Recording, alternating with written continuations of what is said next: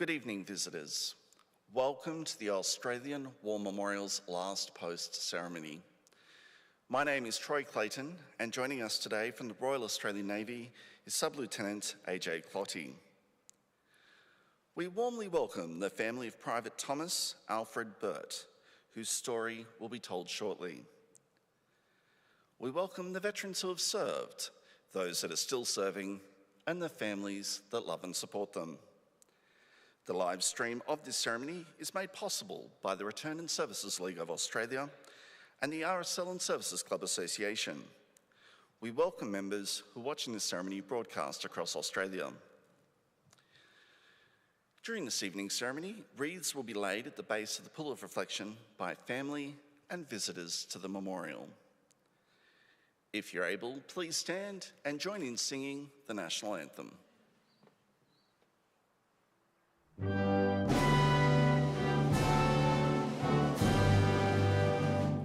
Australians, oh, let us rejoice, for we are one and free. We've golden soil and wealth for toil, our home is got by sea. Our land abounds in nature's gifts of beauty, rich and rare. In history's page, let every stage advance Australia fair. In joyful strains, then let us sing, advance Australia fair. Thank you. You may be seated. The Australian War Memorial was the vision of Charles Bean, Australia's First World War official historian. Bean landed with the Australian troops on Gallipoli and stayed with them at the front through to the end of the war. The idea of this national memorial and museum came to him at Poitiers, France, in the depths of the bloody fighting of 1916. Bean's idea was that this would be a place where families and friends could mourn their loved ones buried in faraway places. It would also be a place that could help all Australians understand what these men and women had endured and what they had done for us. Bean's vision, to which we remain true, is best expressed as inscribed in the entrance to the memorial's galleries. Here is their spirit, in the heart of the land they loved, and here we guard the record which they themselves made. Tonight, we'll read the story behind just one of those on the Roll of Honour, which lists the names of more than 103,000 men and women who have given their lives for us in war and on operations for more than a century. But first we present a lament, Flowers of the Forest. Wreaths or floral tributes will now be laid at the base of the Pool of Reflection.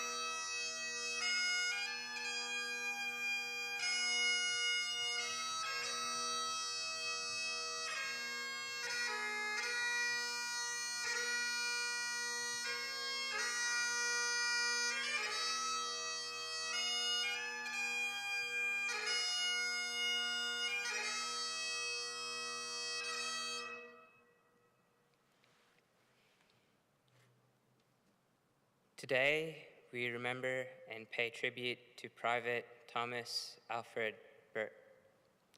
Thomas Burtt was born in Sydney on the 1st of November, 1893, the youngest son of 8 children born to Mark and Catherine Burtt. Known as Tom, he received his education at Mascot Public School and took up work as a bookkeeper and shearer at Cavan Station in Queensland as a young adult. Tom enlisted in the Australian Imperial Force on the 22nd of June, 1915, when he was 22 years old. Assigned to the 25th Battalion, after a few months of training, he embarked from Brisbane on board the troop ship Kiara in August. Burtt arrived on the Gallipoli Peninsula in October 1915. The morning after arriving at Gallipoli, he was woken by shell fire. He wrote in his diary, "There was a fearful crash, and then I began to realize what it was like to be under shell fire. It's a sickening sensation." Having missed the last major offensive at Hill 60 in August, Burtt's battalion had a quiet introduction into the trenches, spending time on fatigues and manning the front lines. The wet and cold conditions of the peninsula caused Burtt to develop frostbite and dysentery, which necessitated his evacuation to Egypt in early December. He spent several weeks recovering there and had 2 toes amputated as a result of the frostbite. By the time Burtt had recovered, the decision had been made to evacuate Allied troops from Gallipoli. Burtt was placed on guard duty in Cairo after leaving hospital, and some months later was detailed on escort duty on a ship taking repatriated troops back to Australia. Private Burtt was discharged from the AIF on the 23rd of August, 1916, shortly after arriving back in Australia. The loss of his toes on Gallipoli made him medically unfit for active service. He moved back to Sydney to live with his sister, where he took up work at the post office at the Parcels branch in Central Square. Burtt was there barely 3 months before he decided to re-enlist in November 1916. He passed his medical and was assigned to the 35th Battalion. In January 1917, Burtt embarked from the same port at Woolloomooloo that he left from 2 years earlier, this time on board the troop ship Anchises. Private Burtt reached England in late March, where he spent time training and while on leave, while waiting to be sent to the front. While on leave, Burtt met his cousin Doris. The pair saw each other frequently while he was in England, and he proposed to her before leaving for the Western Front. In March 1918, Burtt joined his battalion in France, where it was acting to defend the city of Amiens. On the 30th of March, Burtt's battalion took part in the counterattack at Hangard Wood. The battalion faced heavy shell fire from the German defenders and suffered several casualties. In April, the 35th moved forward in preparation to retake the town of Villers-Bretonneux. The men were resting behind the lines when their billets were shelled by the enemy, killing 5 men and wounding 14. Among the wounded was Private Thomas Burtt, who was evacuated to a nearby casualty clearing station with severe shrapnel wounds to his abdomen. Little could be done for him, and he died of his injuries hours later. He was 24 years old. Private Thomas Burtt was buried at St. Sever Cemetery, beneath the words chosen by his grieving family. In Anzac, he gave his life for Australia. His name is listed on the Roll of Honor to my right, amongst almost 62,000 Australians who died while serving the First World War. His photograph is displayed today by the Pool of Reflection. This is one of many stories of service and sacrifice told here at the Australian War Memorial. We now remember Private Thomas Alfred Burtt, who gave his life for us, for our freedoms, and in hope for a better world.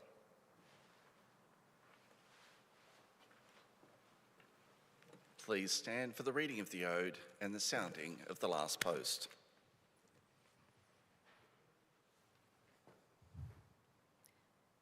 They shall grow not old, as we are left to grow old. Age shall not weary them, nor the years condemn. At the going down of the sun and in the morning, we will remember them. We'll remember them.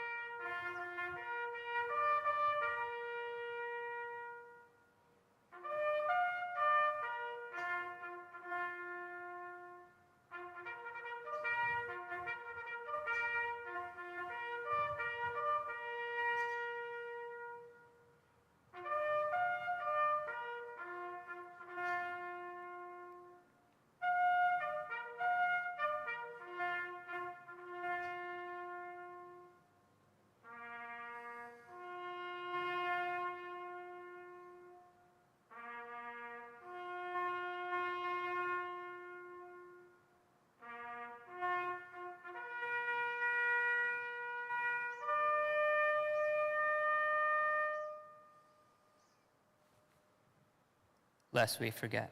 Lest we forget.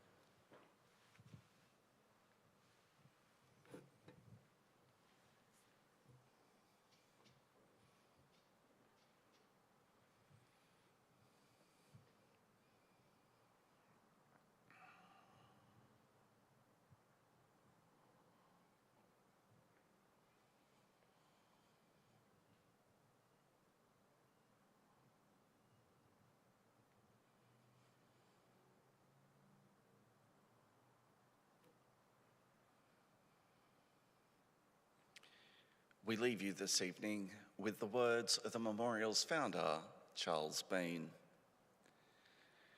Many a man lying out there at Pozières or in the low scrub of Gallipoli, with his poor, tired senses barely working through the fever of his brain, has thought in his last moments, well, it's over. But in Australia, they will be proud of this. Ladies and gentlemen, girls and boys, that concludes the last post ceremony. On behalf of the director, staff and volunteers, thank you for visiting the Australian War Memorial today and for your continued support during the memorial's development project. We wish you all a very pleasant evening. Thank you.